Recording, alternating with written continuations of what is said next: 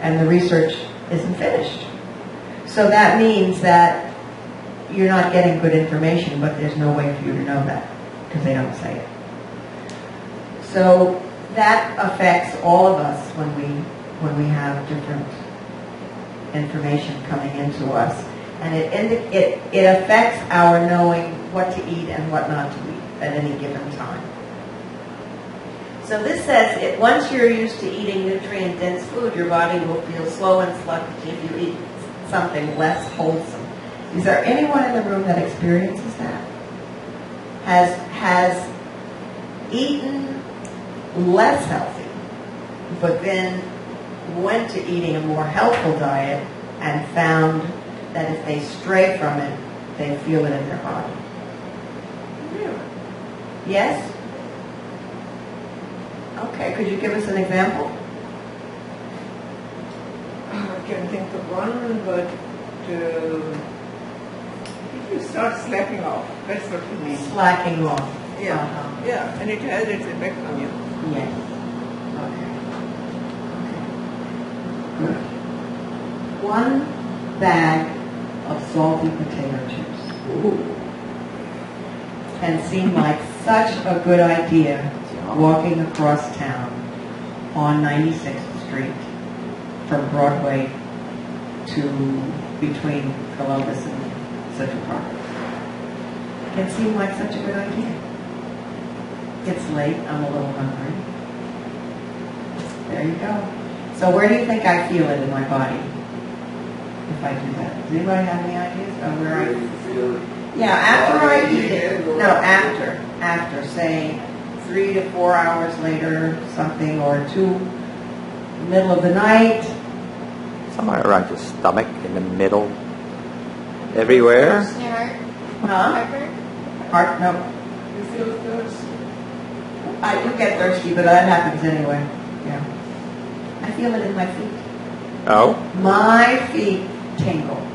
From all that walking.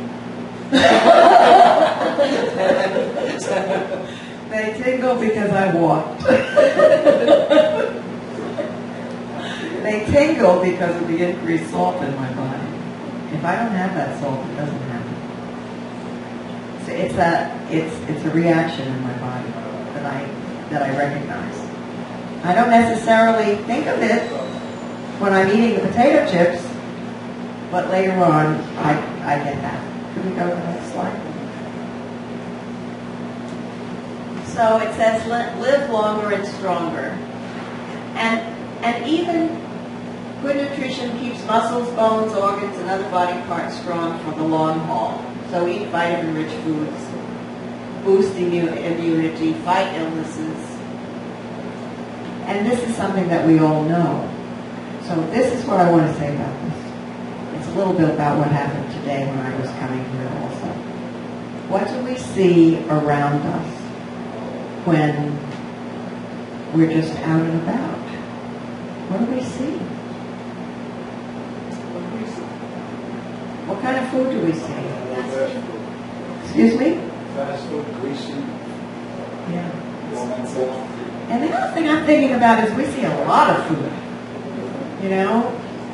We see a lot of food. Ron was saying he's a plate cleaner. So he tends to eat. I tend to eat too. He's not by himself about, eating more than I need to eat. But to walk down the street here is to be bombarded with so much food. Sugar. And so much sugar in food. salt. And so much salt to increase the taste, supposedly. So much fat. Chocolate syrup, the portion sizes Big. are so outrageous in this country. If you compare to America, our portions, we have something there about bigger and bigger. Yeah. We think bigger is better. I remember when you bought an ice cream cone, you had a single bowl. Uh-huh. And that's what you got. Then they started making it 2. Now we're up to at least 3. And if you don't get 3, then you feel much eating. So there's too much of an emphasis. It's a cultural thing, it's a profit thing, but the sizes, portions, are generally much larger than they need. And it sort of conditions us to think that this is the norm, this is what you. Right. There's so much around that we think we're supposed to be eating. You know. You gonna say something? I love buffets. You love buffets. But I focus enough on the salads. I will leave the starch to the side. Like I love Indian restaurant. I went to an Indian restaurant twice a week, definitely. Indian? I will focus strictly on the vegetables and on the salads. Yes. Yes, it is. And so that was my next question. You can go to the next one. But the next question that I had was, how do you avoid, what do you do? What do you do to help yourself refrain from taking part in that huge abundance that we're offered? So you focus on the salads. Definitely. Anybody else have any tricks that they use? If you go to a buffet, I think very difficult not to eat a lot. If you go to a buffet, she said, it's very difficult not to eat a lot. You have to have a discipline. Yep. Say that again? You have to have a strong discipline. Discipline. Discipline, yeah. Discipline. Okay, strong discipline. You don't have to sample everything. No, you can look at Exactly. it and fantasize. So, in one way, though, Andreas, you know what you're going to have before you get there. And I keep myself. For example, I have been dreaming of paella for the past 2 months. So I'll have, it used to be one of my favorite dishes. And of course, they serve it in these big casseroles. We all know what paella is. Yes. With all the shellfish, cholesterol, starch, everything is in there. And all I do is I dream of it at night. And I will not go near it. Like a clock, like someone in recovery, in AA, 12-step method.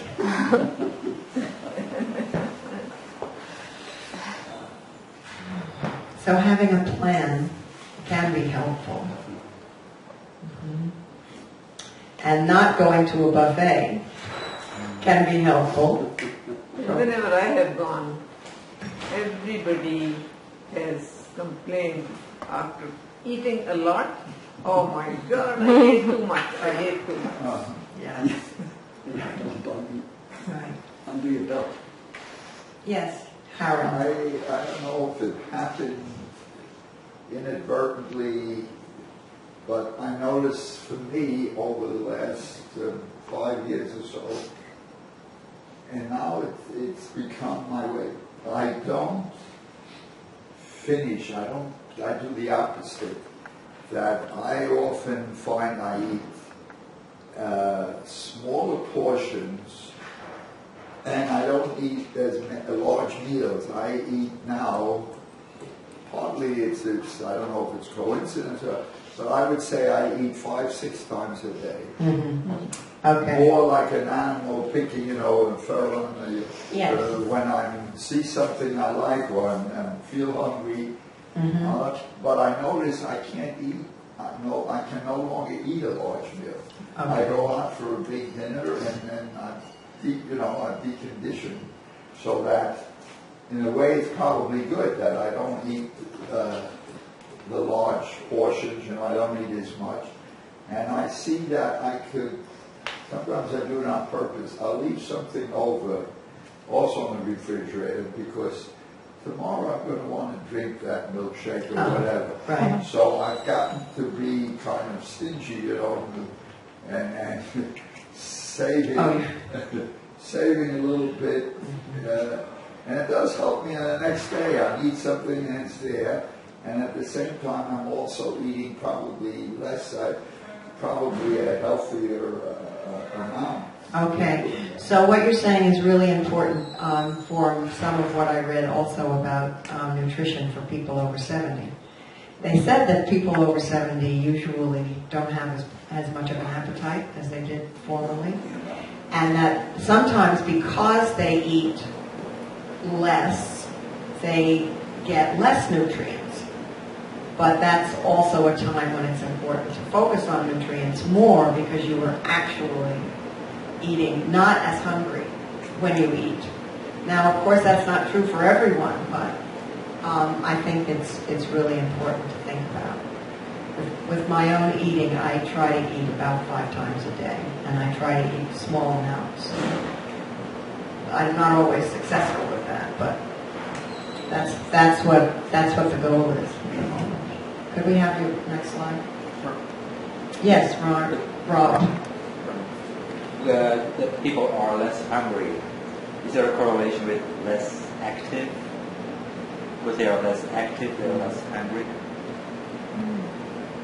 I think that's possible. What do you think, Howard? Well, I would say not in my case. I would say I'm actually maybe a little more active considering my age. Even though I know I'm eating less, I try to be very conscious since I'm eating less of eating essential nutrients. I make sure that I'm getting protein, I make sure I'm getting enough mix of fruits and vegetables. Not great, but I try. So I'm eating less, but I'm more selective, and I don't think it's related to activity. More to age, I think. More to age. What about water? How's everybody thinking about water? You don't like water. Frank doesn't like water. Frank's not good with the water. I've gotten, like, I'll drink seltzer water and flavored seltzer water and stuff like that, but I'm not good at just sitting down and drinking 8 glasses of water. Howard, you could bring your chair up a little closer. So you don't drink. And I was reading this and I was like, oh, I should drink more water because it seems like such a great thing to do. But if you translate it into fluid, I mean, you need more. But fluid. you really need the water. Yeah. Fluid is a fluid. I mean, But like things like But we're not talking about soda, Yeah. right? We're not talking about soda. We wouldn't be talking- juices, coffee, tea. But juices have a lot of sugar, coffee, tea, you look at caffeine and they're diuretics. Well, then drink water. It tastes like water. Uh-huh. Howard? Yeah, it's interesting that I've always heard, well, I'm taught it, you should have a lot of water, I would say 8 glasses of water. I find my body, and there's individual differences make this so difficult because our bodies, even though we may be 99% alike, the little differences make enormous differences. And what we need. What we need and what you need. And I find I can't drink. I try to force myself to drink water, but it's I have to push. At night I want to drink water and I'm struggling. I get maybe a quarter of a glass, a half a glass. My body doesn't seem to want it. So I'm thinking that my body either has a lot of water and doesn't need as much, and that we have different needs. Maybe that's the issue here. But I notice there isn't a great demand for liquids. And I have to kind of push to do it. Is that what you feel? Frank, he's asking you. No, I just think You just don't like water. Yeah. You like the taste? Some flavor you can drink a lot. Yeah. Like if it's got lemon in it maybe, or a little mint, or So you need a something little like flavor. that. Yeah, a little something. Okay. Well, a little flavor is okay. It's still water. Yeah, no, stuff like that, that's Yeah. good, yeah. It really is. So Now, some of us are more sensitive to our bodies than others of us. When we are people who are eating nutrient-dense foods, where we're getting a lot of nutrients, and we're drinking water, fluids, we tend, I believe, to be a little more sensitive to our bodies. People who are having more carbohydrate and sugary foods often are not that sensitive to their bodies. So they may, in fact, need more water than their bodies tell them they need. But I did, all speaking of hearing things, I read more recent research about the 8 glasses of water a day. And it sort of debunked it. It said that's not really what we need. People are individual in their needs for liquid and for water. And of course, it is important, and it's important as we age, to be hydrated. Very often, when we're feeling hungry, water will take care of that feeling. So now we have an indication that we have been thirsty. I drink between 12 and 15. How many ounces? A lot. I drink a lot of Really, a lot of water. because I have a chronic UTI and also kidney stone. Okay. And so I drink a heck of a lot of water.